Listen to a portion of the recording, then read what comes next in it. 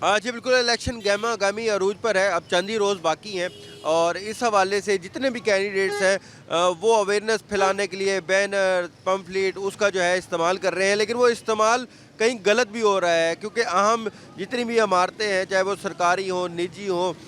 वहाँ पर जो है पम्फलेट लगाए जा रहे हैं, जिससे जो एक शहर ओलिया की खूबसूरती है वो भी मांद पड़ रही है। वैसे तो मुख्तलिफ बैंक जिसमें स्टेट बैंक है, नेशनल बैंक है, जितनी भी और इदारे हैं जिसमें जनाब कचहरी है, कॉलेजेस हैं, यूनिवर्सिटीज़ हैं, उनकी जो दीवारें हैं उसको भी पम्फलेट से भर दिया गया है। इस वक्त हम वुमेन यूनिवर्सिटी में मौजूद हैं, मेरे कैमरामैन फराज आपको दिखाएंगे और यहाँ पर जितनी भी दीवारें हैं तो वो भी जनाब भर दी गई हैं,